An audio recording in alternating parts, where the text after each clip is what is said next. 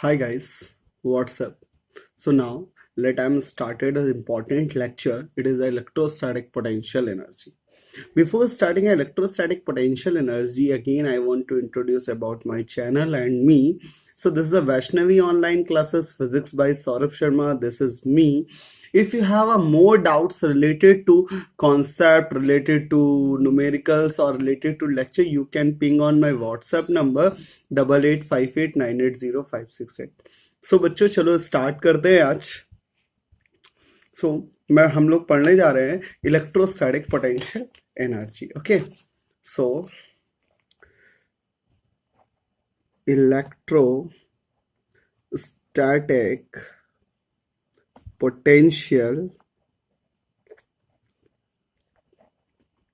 Energy. Okay, पहले समझते हैं पोटेंशियल एनर्जी क्या होता है. तो potential energy is a work done to assemble a system of particle in the influence of a conservative force. क्या होता है? It is the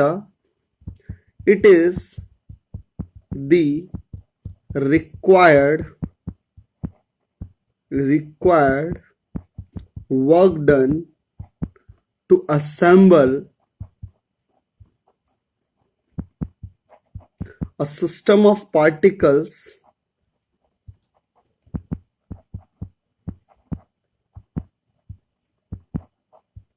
under the influence of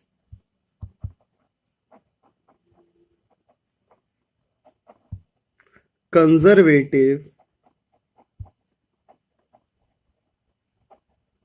force. So it's a very important thing. What is the meaning of conservative force? This force does not depends. The work done by this forces does not depends on the path. These forces are called a conservative forces. तो conservative forces क्या होते हैं यार? एक बार फिर से समझ लेते हैं. Conservative फोर्स ऐसे फोर्सेस जिनकी वजह से किया गया काम पाथ पर डिपेंड ना करे, उनको हम क्या बोलते हैं? कंजर्वेटिव फोर्सेस बोलते हैं. और कंजर्वेटिव फोर्सेस के लिए ही हम पोटेंशियल एनर्जी की डिस्कशन करते हैं. Electrostatic potential energy is also known as a electrostatic interaction energy. Okay, so एक पॉइंट और देख लेते हैं कि क्या पॉइंट है. It is electrostatic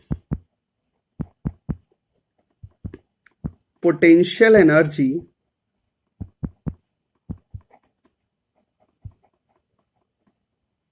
is also known as electrostatic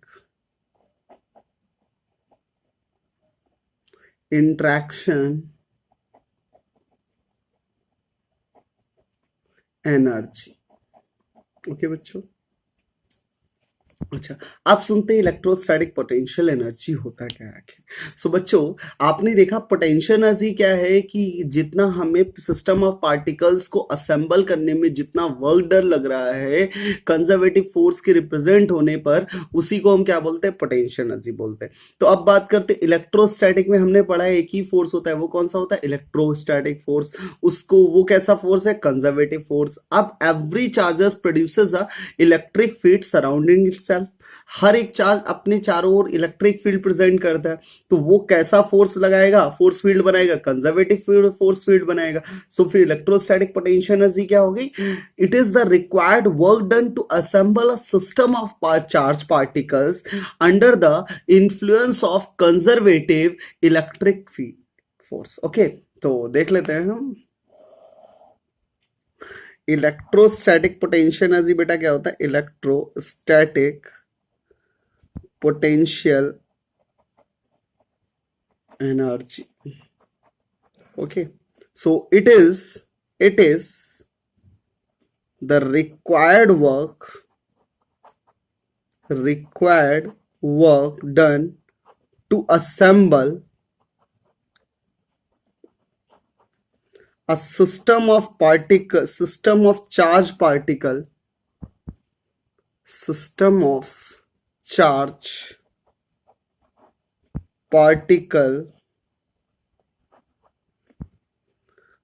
under the electrostatic force. Okay, so it is the required work done to assemble a system of charged particle under the electrostatic force is called a electrostatic potential energy. अब मैं आपको बताता हूँ कि कैसे calculate करना होता है इलेक्ट्रोस्टैटिक पोटेंशियल एनर्जी। तो जब भी आप इलेक्ट्रोस्टैटिक पोटेंशियल एनर्जी कैलकुलेट करने जा रहे हैं, आप सबसे पहले एक रेफरेंस पॉइंट लो। तो जनरली हम इसको यहाँ पर जो रेफरेंस पॉइंट लेते हैं वो इनफाइनाइट लेते हैं। That means the charge particles have do not any interactions between each other. So for calculation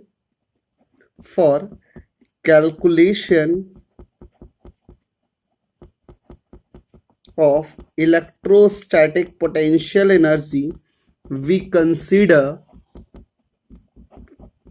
our reference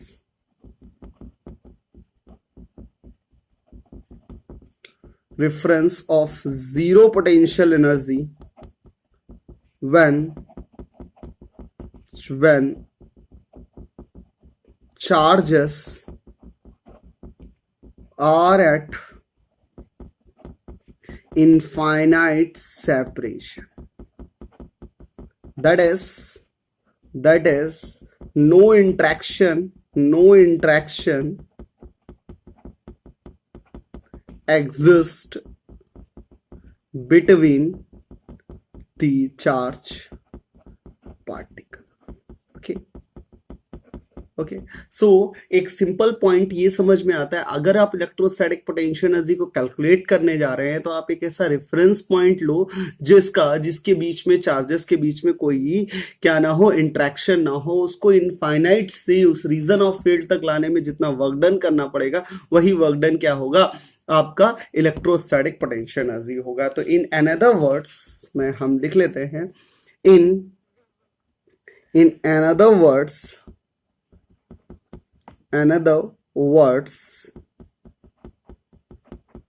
work done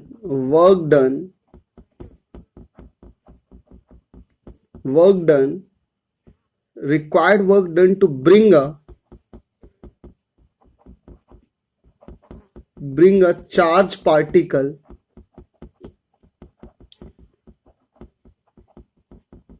in the region of electric field. So work done required to bring a charged particle in the region of electric field is also known as a electrostatic potential energy. For better clarification, I want to illustrate a simple concept. So we want to calculate a electrostatic potential energy between a charged particles. The concept, it is the interaction energy between a two charged particles. So interaction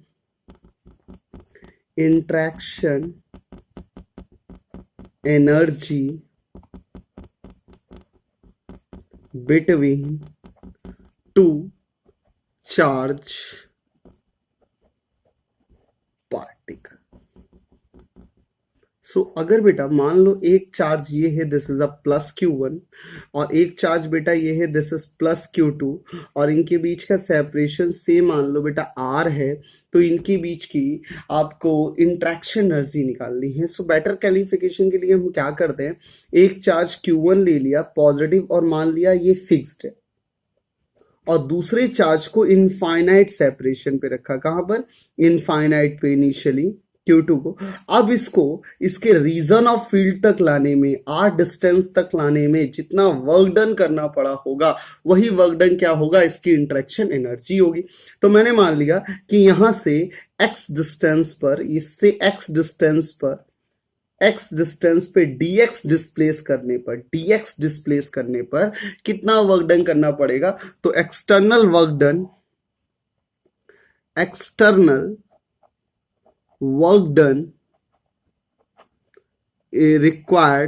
required to shifting charge particle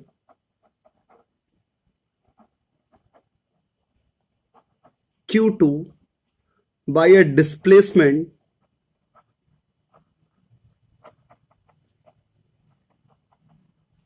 by a displacement dx is. सो आप देखो ये positive charge है, ये जो force feel करेगा ये इस direction में फोर्स फील करेगा. सो जो dw आ जाएगा बेटा वो कितना आ जाएगा, so minus F D X आ जाएगा. और फोर्स कितना लगेगा, तो दिस इज के Q1 Q2 over X square. So dw यहां से आ गया, दिस इज माइनस के Q1 Q2 over X square into D x. So total work done कितना हो जाएगा, so total work done is so W is equal to the integration over dW, this is minus k q1 q2 integration over dx over x square from infinity to r.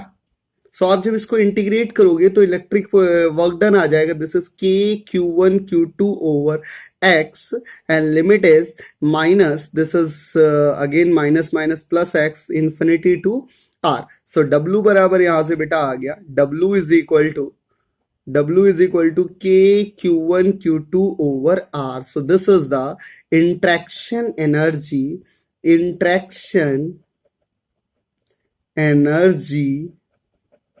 between charge particles, actually between two charge particles. Okay, so दो charge particle की वजह से जो interaction energy आएगी वो कितनी आएगी, it's a के Q1 Q2 over r. Okay, r is the separation between two charge particle, k is the electrostatic constant and value is 19 into 10 to the power 9 in a free space. So let us see how to calculate the interaction energy between a multiple of charged particles. So calculation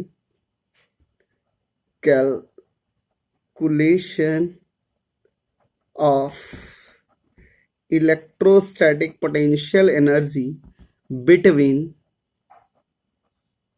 multiple charge particles. So let us see कि how to calculate. तो इसको एक example से समझ लेते हैं. Suppose यार मान लो मेरे पास एक इक्विलैटरल ट्रायंगल है, इसके वर्टेक्स पे इस तरीके से चार्जेस रखे, Q1 रखा है, Q2 रखा है और एक रखा है Q3. ओके, सो हमें और ये डिस्टेंस है R1, ये R2, ये R3, मान लो ऐसे दूरियां रखी हुई हैं. अब ये पोजीशंस पता चल गई हमें और ये पता चल गया. अगर मैं एक बात कहूं कि हमें सिर्फ और सिर्फ क्या बनाने चाहिए, नंबर ऑफ पेयर्स बनाने चाहिए. सो लेट अस सी, एक पेयर तो आपको ये मिलेगा, this is a one pair. अब इसकी वजह से इंट्रैक्शन एनर्जी कितनी हो जाएगी, तो U1 आ जाएगा आपके पास के Q1 Q2 upon R1. Similarly आप ये वाला चेक करो तो ये भी एक पेयर बन जाएगा और इसकी इंट्रैक्शन एनर्जी U2 कितनी आ जाएगी, तो दिस इज के Q2 Q3 over R2. And similarly आप देखोगे तो ये भी एक पेयर बनेगा और इसकी वजह से जो इंट्रैक्शन एनर्जी आ जाएगी, दिस इज के Q1 Q3 over R3. So interaction energy is a scalar quantity. So total interaction energy कितनी होगी, सो टोटल इंट्रैक्शन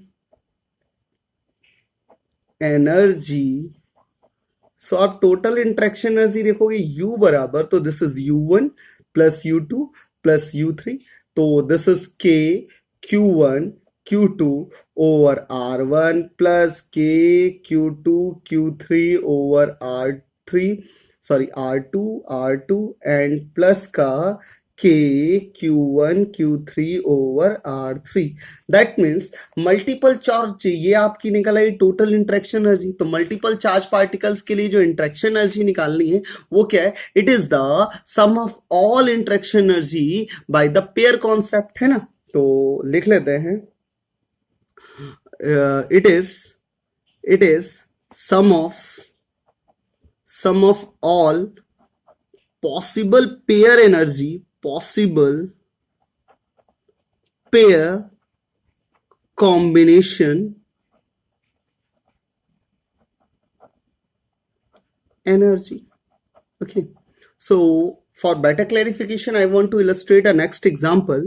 So अगर मैं बेटा एक स्क्वायर ले लूं इस तरीके से, मान लो आप इस स्क्वायर के वर्टेक्स पे चार्ज रख दिए Q, Q, Q and Q.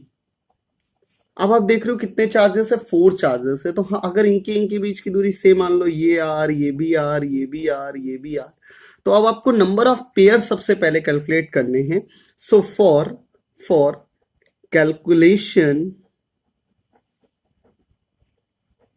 Of number of pairs, अगर आप नंबर ऑफ पेयर्स कैलकुलेट करने जा रहे हो तो इसका फॉर्मूला होगा n is equal to number of pairs, n is equal to n into n minus 1/2। ये क्या है, number of pairs and small n is a number of charges। For example इस स्क्वायर में कितने चार्ज हैं, तो 1 2 3 4, कितने चार्जेस है 4, तो यहां पर n आ जाएगा 4 एंड नंबर ऑफ पेयर्स आ जाएंगे बेटा 4 इंटू 3/2, तो दिस इज 6। कितने आ गए, 6 पेयर्स। तो अब 6 पेयर बनाने हैं, तो due to continuous I want to use a next page. So आप 6 पेयर्स को देखो, तो यार 6 पेयर्स जो बनेंगे वो कैसे बनेंगे, एक बार मैं फिर से आपके सामने ड्रॉ कर देता हूं रिजल्ट को। अब एक चार्ज पार्टिकल Q इधर था, एक ये Q, एक सिमिलरली ये, और एक इधर, ठीक है ना। तो अब देखे कि यार ये जो Q है, एक पेयर तो ये बन गया, तो टोटल इंटरेक्शन एनर्जी इसकी वजह से कितनी हो गई, KQ² R। सिमिलरली एक पेयर ये बन गया, तो इसकी वजह से कितनी हो गई, दिस इज KQ² R। इसी तरीके से बेटा एक पेयर ये बन गया, इसकी वजह से इंटरेक्शन एनर्जी होगी KQ² R। सिमिलरली एक पेयर ये बन गया, इसकी वजह से भी इंटरेक्शन एनर्जी होगी KQ² R। अब देखो तो दो पेयर्स, एक ये डायगनली मिलेगा और दूसरा ये, तो इनके बीच की दूरी हो गई square root of R, 2R। तो दिस इज KQ²/√2R प्लस का KQ²/√2R। तो आप देखो 1 2 3 4, तो टोटल एनर्जी आ गई 4KQ²/R प्लस का दिस इज √2 KQ²/R। तो आप देखो 4KQ²R कॉमन कर लेंगे, तो this is 4 plus √2। This is your answer.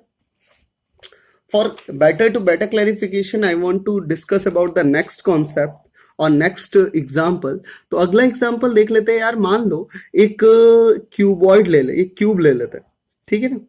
इस तरीके का एक क्यूब ले लिया और इस क्यूब के वर्टेक्स पे अब चार्ज पार्टिकल्स रख दिए। कहां पर रख दिए, वर्टेक्स पे। जैसे यहां रख दिया एक क्यू, इधर भी क्यू, इसी तरीके से इधर भी क्यू, इधर भी क्यू, ठीक है। सिमिलरली यहां पर भी क्यू, इधर भी क्यू, और सेम टाइप के आइडेंटिकल चार्ज पार्टिकल्स रख दिए। साइड है ए ए ए ए ए, साइड लेंथ हम ए ले लेते हैं। तो अब मेरे को एक बात बताओ, टोटल नंबर ऑफ पेयर्स कितने होंगे। तो जरा ध्यान से देखते हैं, नंबर ऑफ पेयर्स जब हम कैलकुलेट करेंगे तो नंबर ऑफ पेयर्स के लिए टोटल चार्ज पार्टिकल कितने हो गए, 1 2 3 4 5 6 7 8। Total number of charge particle 8 हो गए। तो नंबर ऑफ पेयर्स यहां से आ गए 8 इंटू n माइनस 1/2। तो दिस इज 4 7 28 पेयर्स। 28 पेयर्स मिलेंगे। अब कौन कौन से मिलेंगे जरा ध्यान से सुनिए। सबसे पहले तो ये एजेस हैं। अब टोटल एजेस कितनी हो गई, तो 1 2 3 4 5 6 7 8 9 10 11 12। आप देख रहे हो टोटल 12 एजेस हैं, तो 12 पेयर्स 12 एजेस पेयर मिल जाएंगे। और इनकी वजह से जो इंटरेक्शन एनर्जी आ जाएगी वो कितनी आ जाएगी, KQ²/A इंटू 12। सिमिलरली आप देखो तो एक फेस पे इस तरीके से अगर जोड़े हम तो 2 पेयर्स मिलते हैं। तो टोटल क्यूब में कितने फेस होते हैं, 6। तो 6 2 12, तो 12 face diagonal pairs, face diagonal pairs. तो अगर 12 फेस डायगोनल्स मिल रहे हैं तो वो कितने आ जाएंगे, 12 KQ²/√2A। सिमिलरली अगर इसी तरीके से आप देखो तो यार जो हैं वो 4 आपको बॉडी डायगोनल्स मिलेंगे। तो एक तो ये से ये कनेक्ट होगा, दूसरा ये से ये कनेक्ट होगा, फिर ये से ये कनेक्ट होगा और ये से ये कनेक्ट होगा। तो 4 बॉडी डायगोनल्स मिल जाएंगे। तो ये कितना आ जाएगा, this is 4 kq² / √3। Okay, so total पे कितने हो गए, 12 12 24 और 4 28 28। सो this is a very simple concept. चलो एक और ले लेते हैं एग्जांपल, मजा आ रहा है ना, इजी लग रहा है ना। चलो एक और ले लेते हैं। तो एक कॉन्सेप्ट और देख लो, एग्जांपल। ओके, सो एक एग्जांपल ले रहे हैं बच्चों। अगर मान लो अब फिर से मैंने एक क्यूबॉइड ले लिया इस तरीके से, ठीक है। अब इस क्यूबॉइड पे 1 2 3 4, ठीक है। और अब मैंने इस तरीके से चार्ज रख दिए, Q Q Q Q Q. Okay, इधर भी क्यू और इधर भी क्यू और एक इधर भी, ठीक है। तो आप देखो कि यार अगर साइड ए ही था, बट द एक चार्ज पार्टिकल बिल्कुल सेंटर पे रख देते हैं Q.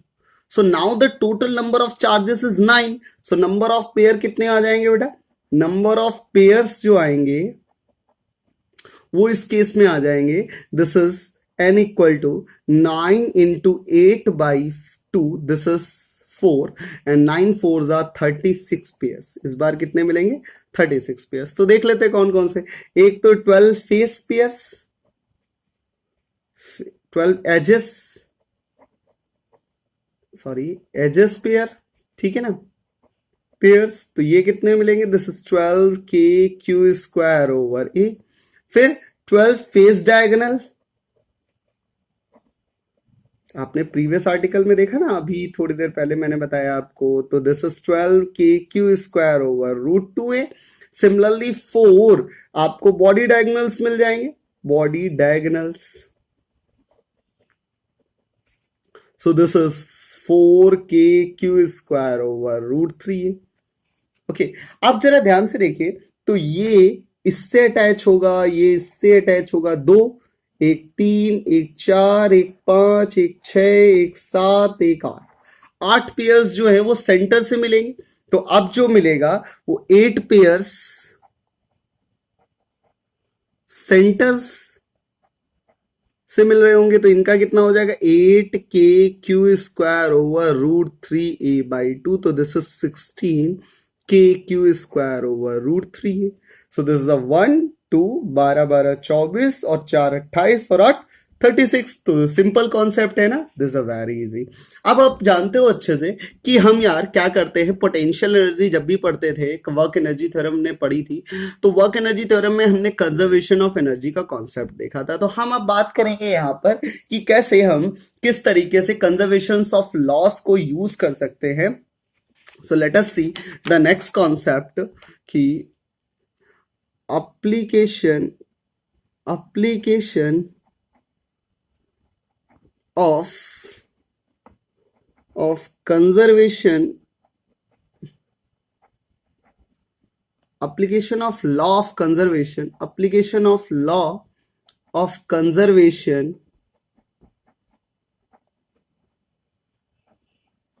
in the electrostatic। Okay, अब चलिए हम पहले बात कर लेते हैं यार कौन कौन से लॉ ऑफ कंजर्वेशन होते हैं। एक बार आपको बता देता हूं मैं। तो सबसे पहले होता है conservation of momentum, conservation of linear momentum. Okay, तो कंजर्वेशन ऑफ लीनियर मोमेंटम कब यूज करते हैं, when external force does not present along the line joining of a motion. This is called though we can very easily apply a conservation of momentum. So when F external is 0 along the line of motion, okay, अगर जिस भी line of motion के along आप क्या conservation of momentum लगा रहे हो, उस अलोंग उस लाइन ऑफ मोशन पे आपका एक्सटर्नल फोर्स अगर 0 है, so we can very easily use a conservation of linear momentum. This is the initial momentum of the system is equal to final momentum. Now next one is a conservation of energy, conservation of energy. So conservation of energy when only conservative forces are acts in a system of particles, when only conservative forces acts in a system of particles. Okay, so ये कितना होता है? This is the initial potential energy plus initial kinetic energy of the system is equal to final potential energy plus final kinetic energy of the system. इसी में हम एक theorem भी use करते हैं जिस थ्योरम का नाम होता है वर्क एनर्जी थ्योरम. क्या बोलते हैं? Work energy theorem. बेटा वर्क एनर्जी थ्योरम क्या होती है एक बार समझ लेते हैं. वर्क एनर्जी थ्योरम, अगर मान लीजिए नॉन कंजर्वेटिव फोर्सेस भी अप्लाई हो, if non-conservative and conservative forces are applied, non-conservative and conservative forces applied, so we can also use work energy theorem. बेटा क्या होती है मैं आपको समझा रहा हूं. This is the initial kinetic energy of the system plus work done by the external force in the direction of motion.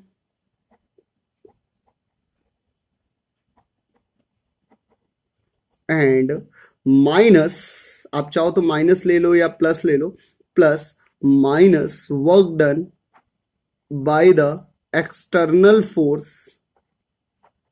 in the opposite direction of motion. तो it is the work done negative, opposite direction of motion. तो जब force कोई opposite direction में लगेगा motion के, तो उसकी वजह से वर्क डन क्या आएगा? नेगेटिव आ जाएगा. तो always this work done is taken a negative. So plus minus is minus, तो हम यहां पर बेसिक माइनस ले लेंगे तो ज्यादा अच्छा रहेगा. Is equal to final kinetic energy. So इस कॉन्सेप्ट को अगर आप याद रखोगे तो इलेक्ट्रोस्टैटिक के किसी भी क्वेश्चन को आप विद इन अ सेकेंड्स में कर लोगे. आगे आते हैं जो थर्ड होता है वो भी बहुत ज्यादा यूज होता था जब हम क्या यूज करते थे? कंजर्वेशन और रोटेशनल मोशन को जब मैंने पढ़ा था. तो रोटेशनल मोशन में हमने देखा था conservation of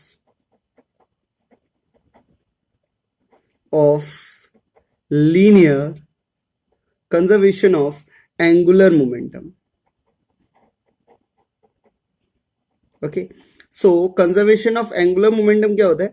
When external torque is zero. So when external torque is zero, so we use a conservation of momentum is the initial momentum is equal to final angular momentum. Okay. अच्छा, इसी से related हम बहुत एक concept पढ़ने जा रहे हैं जो बहुत अच्छे से आपको समझ में आएगा. तो देखते हैं कॉन्सेप्ट को. अगर मैं एक बात करूं केस मान लो से हम एक काम करते हैं, हम पढ़ ले motion of charge particle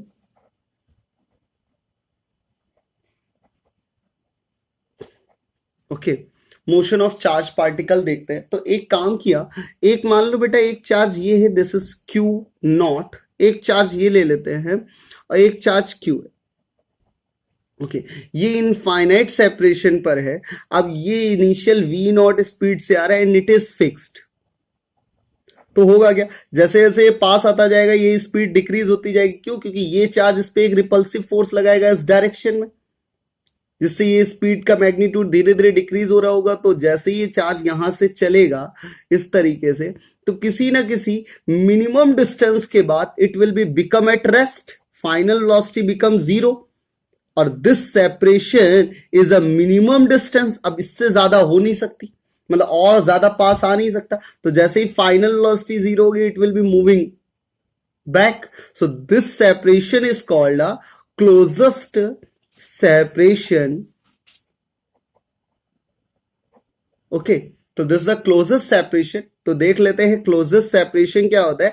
when the particle change its your path. Okay, so जैसे ही पार्टिकल अपना पाथ बदल देता है वो डिस्टेंस क्या कहलाती है, आपकी क्लोजेस्ट सेपरेशन कहलाता है। तो आप जरा ध्यान से देखो यहाँ पर आर के लिए हमें क्या यूज करना चाहिए। So there is net force on the system is zero, and देखो ये जितना इस पे फोर्स लगाएगा ये भी उतना ही फोर्स इस पे लगाएगा, तो ओवरऑल नेट फोर्स जीरो है। और एक सेकेंड बात समझ सकते हैं कि these electrostatic forces are conservative forces, so we use conservation of energy. So if you want to use a conservation of energy, so conservation of energy क्या हो जाएगा, initial energy is equal to final energy. So initial देखोगे इनके बीच का separation infinite है, तो there is no any interactions between a charge particles, so only we use a conservation of what they only we use a conservation of that means we initial energy is only a kinetic energy. So here if the mass is m, so this is the initial kinetic energy of the system plus initial interaction energy is equal to final kinetic energy of the system plus final interaction energy. So initial देखोगे इनके बीच का separation infinite है, मतलब मैंने अभी आपको बताया था आर्टिकल में कि अगर सेपरेशन इनफाइनाइट होता है तो जीरो इंटरेक्शन एनर्जी होती, मतलब this is plus zero, but have a kinetic energy, तो this is half of m v not square is equal to final velocity zero हो गई, that means kinetic energy zero, but इनके बीच में एक interaction आ गया क्योंकि इनके बीच की सेपरेशन r हो गया, तो ये बन गया k q not q over r।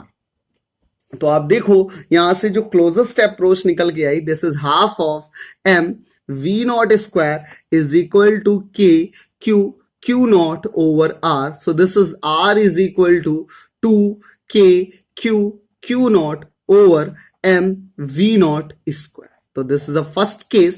Please remember it is a case first when one particle is fixed. Okay. Now just use the second case if both are not fixed. Case second, if both are not fixed. Okay, अब मान लो एक charge particle Q जो यहां पर है it is not at fix but it is at rest initially, और ये जो है वो इनफाइनाइट से आ रहा है q naught, this is a infinite separation with initial velocity v naught. तो जैसे जैसे ये आएगा पास आता जाएगा, ये इस पे एक फोर्स लगाता जाएगा और ये इस पे एक फोर्स लगाता जाएगा। अगर दोनों पे इक्वल अमाउंट ऑफ फोर्स लग रहा है तो जिस रेट से इसकी वेलोसिटी बढ़ रही उसी रेट से इसकी वेलोसिटी घट रही होगी, तो एक ऐसी सिचुएशन आएगी कि दोनों ही चार्ज पार्टिकल अपनी सेम स्पीड को ऑब्टेन कर लेंगे। तो अगर ये दोनों सेम स्पीड को ऑब्टेन कर लेंगे तो इनके बीच का जो ये सेपरेशन होगा, this is called a minimum separation और this is also called closest approach. Such a very important example, कई बार पूछा जाता है बेटा कि क्लोजेस्ट अप्रोच क्या होती है जब दो चार्ज पार्टिकल फिक्स्ड हो, एक चार्ज पार्टिकल फिक्स हो, दोनों चार्ज पार्टिकल ना फिक्स्ड हो। तो आप देखिए कि फाइनली जब दोनों एक साथ मूव करने लगेंगे तो वो उसका मिनिमम सेपरेशन हो जाएगा, जिसको अपन क्या बोलेंगे, मिनिमम क्लोजेस्ट अप्रोच बोलेंगे। So let us see for this concept, so हम क्या यूज कर सकते हैं। सबसे पहले तो देखो तो net force here, net force on the system is zero। अगर बेटा नेट फोर्स जीरो है, सो आप देखो नेट फोर्स जीरो है तो वी कैन से दैट कि initial momentum of the system is equal to final momentum. अब इसका मास मान लो m1 मान लेते हैं और इसका m1 है और इसका m2 है, तो आपको मिल जाएगा इनिशियल मोमेंटम। आप देखोगे तो m1 v नॉट और फाइनल मोमेंटम हो जाएगा m1 plus m2 into v, तो यहां से v बराबर आ जाएगा m1 v not over m1 plus m2। This is very important कि आपको ये पता लगे कॉमन वेलोसिटी कितनी हो गई, कॉमन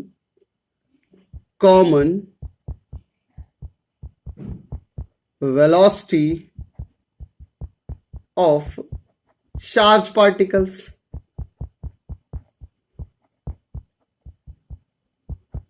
ओके, अब एक काम कर लेते हैं। अब सबसे इंपॉर्टेंट चीज है कि यार हमें क्लोजेस्ट अप्रोच चाहिए। सो नेक्स्ट कॉन्सेप्ट क्या यूज करना चाहिए? We use a conservation of energy. So मैं आपको कंजर्वेशन एनर्जी की जगह we use conservation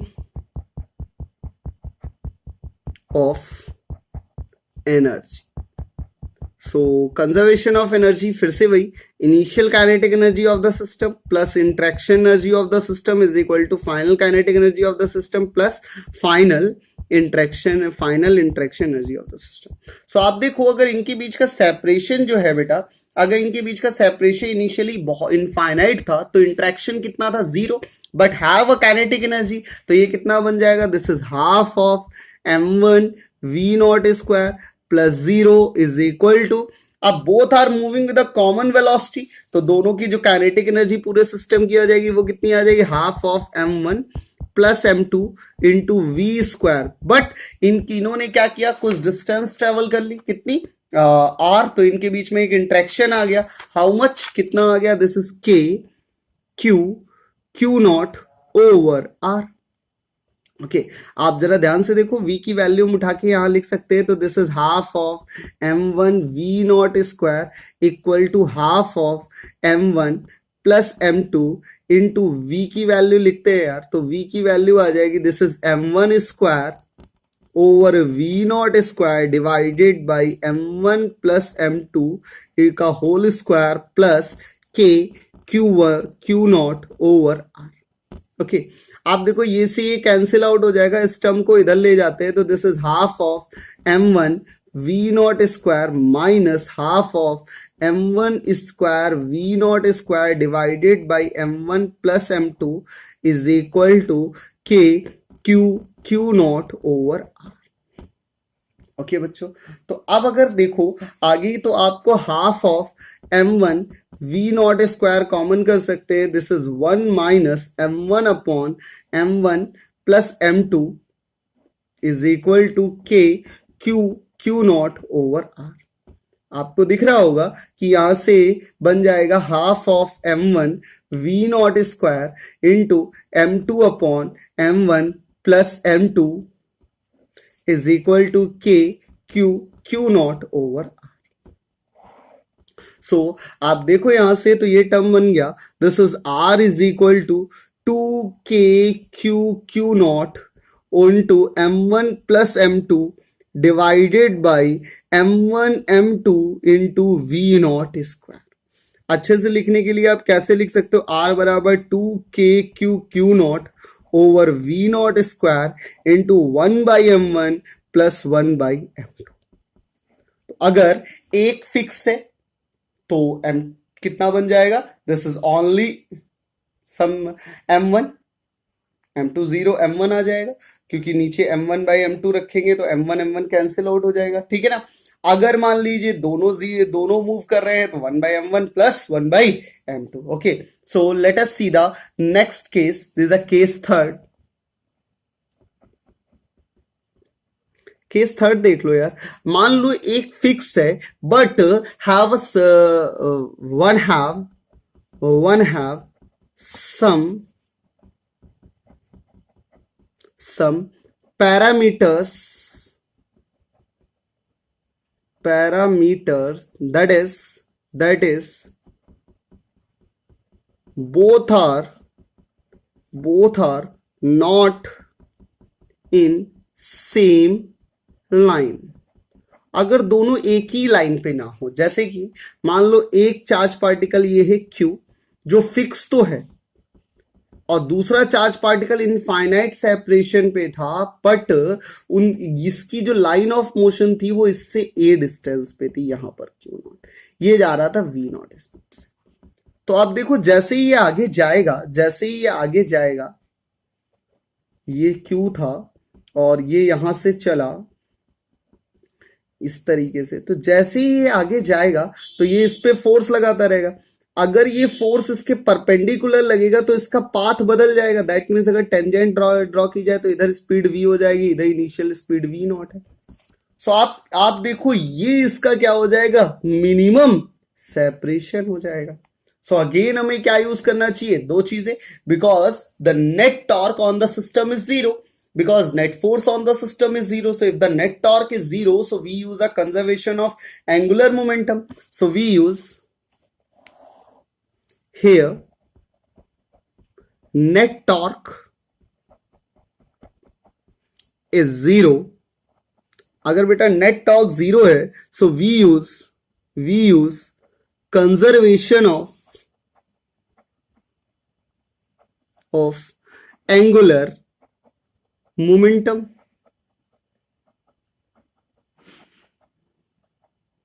Okay, if you want to use a conservation of angular momentum, so initial angular momentum is equal to final angular momentum. So अगर मास m है तो initially कितना हो जाएगा, m v naught d is equal to final हो जाएगा, this is m v into r.